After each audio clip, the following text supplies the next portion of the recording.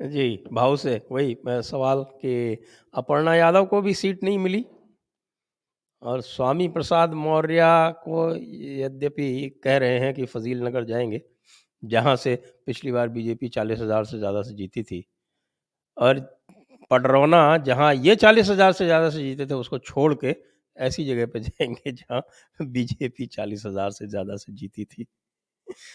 तो आप इसको कैसे देखते हैं? क्योंकि अपर्णा यादव को भी जो सीट चाहिए थी वो उनको नहीं मिली, करहल से भी उनको भी नहीं खड़ा किया गया। वहाँ से एक जुझारू नेता एसपी सिंह बघेल को खड़ा किया गया। तो इसको आप किस तरह से देखते हैं? नहीं, एक बात तो होती है देखो, जब क्रिकेट की टीम होती है तो उसमें जो कैप्टन होता है वो तय करता है और कैप्टन जितना सुलझा हुआ होता है उसको मालूम होता है कि ये अच्छा बैट्समैन है, लेकिन इसको कहाँ प्लेस करे, तीसरे नंबर पर लाए या पांचवें नंबर पर, वो सिचुएशन पर निर्भर होता है। तो अपर्णा यादव को सही समय कहीं खड़ा किया जाएगा, मुझे नहीं लगता कि उनको उनको चाहिए वो सीट नहीं मिलेगी। उनका जो प्रभाव है उसका फायदा जहां मिल सकता है वहां खड़ा किया जाए। और समाजवादी पार्टी के आप हालत देखे कैसी है, ना हाथ रहा ना हाथी। हाथ के साथ गए थे, वो नहीं रहा, हाथी नहीं रहा, बहन जी के साथ गए तो हाथ रहा ना हाथी, न दिया रहा ना बाती। तो अंधेरे में जो ढूंढ रहे रास्ता, तो उनको पता नहीं चल रहा है कि कहाँ जाए, किस ढंग से जाए, कैसे लड़े। देखिए, जिस दिन बीजेपी ने अगर चाल चली थी तो मैं मानता हूं कि पहले राउंड का जो नाम डिक्लेयर कर दिए, लिस्ट डिक्लेयर की, उसमें ही उन्होंने योगी आदित्यनाथ को गोरखपुर से नाम डिक्लेयर कर दिया। तो मालूम मैं गारंटी से बोलता हूं कि बीजेपी वालों को मालूम था इस पर बड़ा बवाल किया जाएगा कि देखो, ये तो गोरखपुर में बचने के लिए भागे हैं। और बिल्कुल वही किया, घर वापसी हो गई। कौन बोला था? अखिलेश। और ये घर में नहीं, पिता के गोदी में जाकर बैठ गए मैनपुर में। तो ये पॉलिटिक्स में मैं हमेशा मानता हूं कि एक बात जरूरी होती है, आप जो बोलना है बोलिए, लेकिन क्या नहीं बोलना है ये बिल्कुल हमेशा ध्यान में रखना चाहिए। भैया कहीं से भी मैं ये बात नहीं बोल रहा हूं और ये बात बिल्कुल वो बात बोल जाते, तो फिर स्वामी प्रसाद मौर्य हो या अखिलेश हो या राहुल गांधी, तो क्या बात है, वो तो ना बोलने वाली ही बात बोल देते, ना बोलने वाली ही बात बोल देते हैं। इसलिए इनकी हालत पतली इसलिए है कि दूसरी बात आपको बोल दूं कि मैंने इसके पहले भी, एक महीने पहले बार बार मैं ये बोल दूं कि चुनाव का एजेंडा मोदी और योगी और अमित शाह ने बदल दिया है। ये जैसे पहले 70 के दशक में जाते तो रोटी कपड़ा मकानी एजेंडा होता था, फिर 90 के दशक में बिजली सड़क पानी एजेंडा हो गया।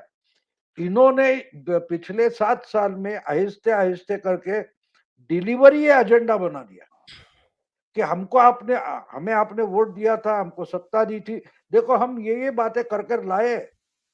यानी चुनाव की घोषणा होने से पहले 1.5-2 महीने मोदी, योगी, अमित शाह इन्होंने मिलकर यूपी के लोगों के सामने पेश कर दिया, देखो हमने 5 साल पहले आपसे वोट मांगे थे, लोकसभा में मांगे थे, विधानसभा में मांगे थे, फिर लोकसभा में मांगे थे। तो हमने जो कुछ बोला था इसमें से ये कर दिया है।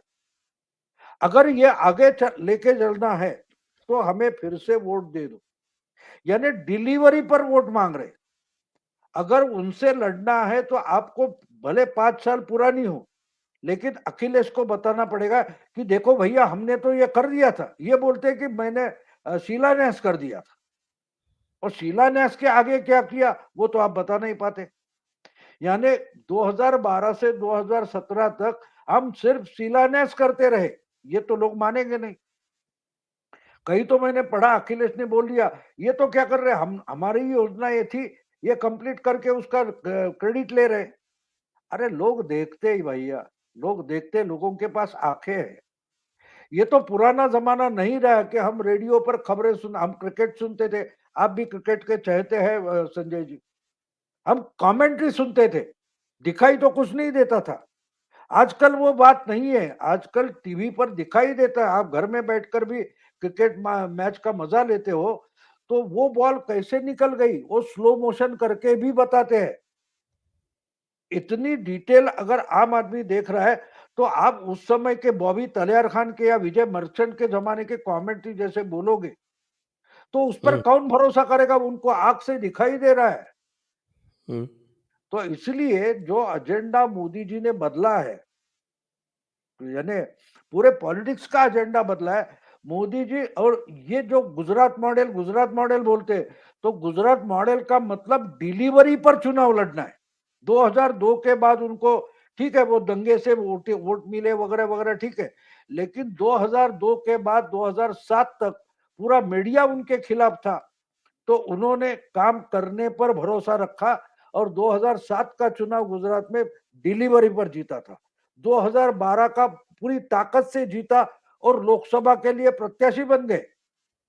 तो वो सब गुजरात मॉडल बोलते, तो लोग बोलते गुजरात मॉडल क्या है, इसमें ये कारखाने बने, ये रास्ते बने, ये डैम बने, वो नहीं मॉडल है।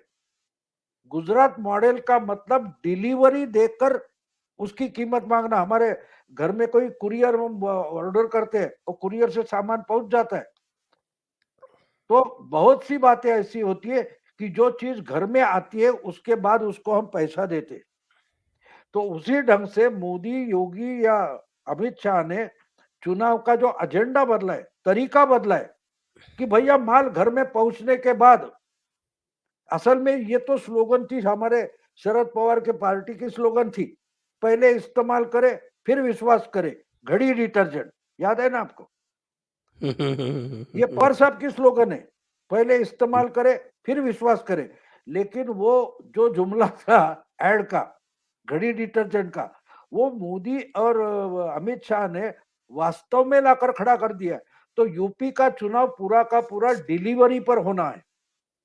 और डिलीवरी का मतलब भी आप समझिए कि जिस ढंग से गुंडागर्दी बंद कर दे कल जो निदा खान, कोई मुस्लिम महिला है, वो आकर बोलते हैं कि हम मुस्लिम महिलाएं भी आजकल योगी जी की सत्ता में हम सिक्योर्ड पाती है खुद को। हाँ, वो तो देखो तौक़ीर रज़ा एक की एक डॉटर इन लॉ है। हाँ हाँ, डॉटर इन लॉ तौकीर रजा की। अब देखिए कि महिलाएं नहीं, मुस्लिम महिला भी, अब आप जो बात कर रहे थे मुजफ्फरपुर या खैराना वगैरह वगैरह, जहाँ दंगा पीड़ित इलाका है, वहां की मुस्लिम महिलाओं को भी देखो, कहीं भी दंगा हो तो सिर्फ हिंदू महिलाओं पर अत्याचार नहीं होता, महिला पर होता है। और महिला मुस्लिम भी होती है, उसको अपना घर संसार जो है वो सिक्योर्ड होना चाहिए। तो सिक्योरिटी जनरल सिक्योरिटी लगती है, वो सिक्योरिटी इस्लाम नहीं देता, धर्म मार्तंड नहीं देता, धर्मगुरु नहीं देता, वो गवर्नमेंट देती है। वो गवर्नमेंट अगर किसकी है, तो योगी की है। तो निदा खान सामने आकर क्या बोल रही है, वो मुस्लिम महिलाओं के अंदर का जो अंदर की सोच है, वो निदा खान पेश कर रही है। अगर वो हमारे ल्यूटियंस वाले या बड़े बड़े विश्वविद्यालय के प्रोफेसर समझ नहीं पाते, तो वोटर को उनसे मतलब नहीं, महिला वोटर को उससे मतलब नहीं। कल परसों कहीं मैंने एक वीडियो बनाया था हिंदी में ही, तो मैंने बोला था महिला वोटर और मुस्लिम महिला वोटर बड़ा चमत्कार करने वाली है। जी। बाबू, एक चीज़ और देखने में आ रही और ख़ास तौर से हम देख रहे हैं जहाँ हमारे पहले 2 राउंड के जहाँ पर ये डिक्लेयर हो चुके हैं पूरे। तो ये पूरा का पूरा जो एक जाट मुस्लिम एक खेला जा रहा था, साहब जाट और मुस्लिम में एक साथ होके मत दे देंगे और उसके बाद फिर वहाँ अमित शाह का दौरा होता है।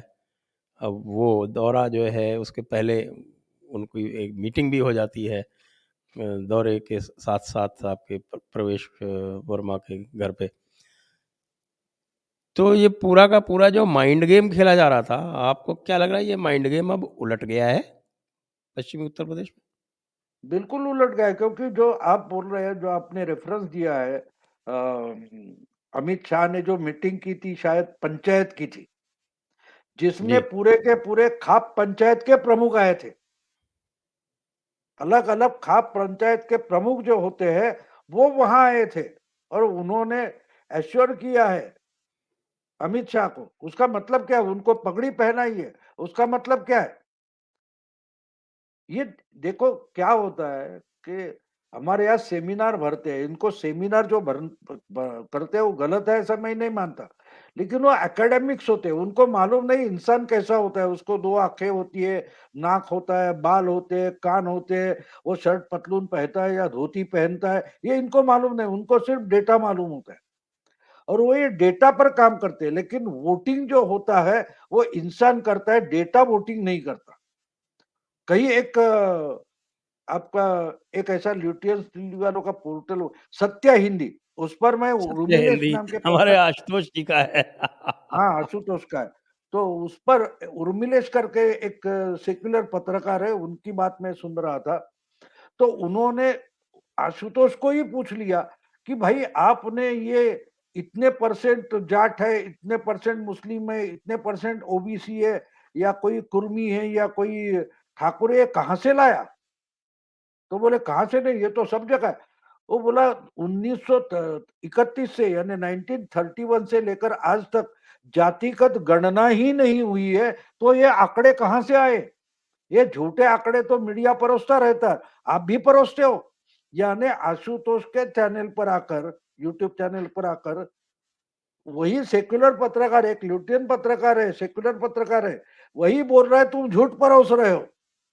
तो आप जो बोल रहे हो ना कि मुस्लिम जाट इकट्ठा हो गए, वो झूठ है, वो झूठ है। तो वो कोई राहत इंदौरी की एक शायरी है ना कि झूठों ने झूठों से कहा कि सच बोलो, झूठों ने झूठों से कहा कि सच बोलो, बंद दरवाजे के पीछे झूठ की मंडी लगी है, दरवाजे पे लिखा है कि सच बोलो। तो ये सब माहौल बनाया जाता है इंटेलेक्चुअल, उस पर ही तो राहत इंदूरी इंदूरी ने लिखा है कि झूठे झूठों से बता रहे हैं कि भैया सच बोलो। यानी ये बोल रहे हैं कि जितना हो सके अधिकाधिक झूठ बोलते रहो, शायद शायद उसका फायदा हो जाए। लेकिन वो जमाना जो जा चुका है, क्योंकि आजकल इंटरनेट है, गूगल है, उस पर सर्च मारो तो बहुत सारी चीजें सामने निकल कर आती है।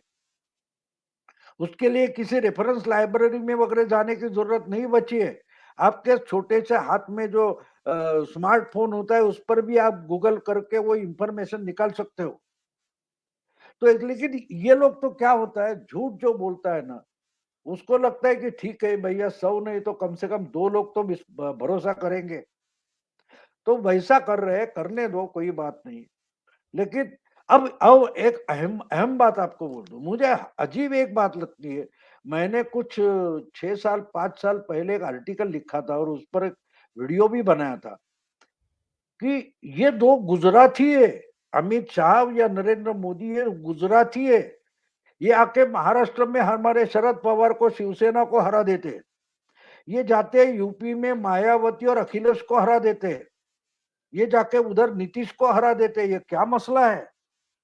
तो कम से कम वो समझ लो कि हम यूपी के हैं, हम बिहार के हैं, हम महाराष्ट्र के हैं या हम मध्य प्रदेश के हैं, तो हमसे इन गुजरातियों पर लोग क्यों भरोसा कर रहे हैं? तो उसका जवाब डिलीवरी है, डिलीवरी है कि हमको डिलीवरी अगर ब्रिटिश दे रहे तो हम ब्रिटिशों की सत्ता मान गए थे, क्योंकि हमारे जो राजा नवाब सुल्तान थे, ये एक दूसरे की बेटियां बहनों बहना भगाकर शादियां करने में ही लड़ाई करते थे, इस देश के लिए नहीं लड़ते थे। समझ गए ब्रिटिश क्यों आ गए हमारे यहाँ? क्योंकि लोगों को सिक्योरिटी चाहिए थी। मोदी शाह ने वही सिक्योरिटी बहाल की है।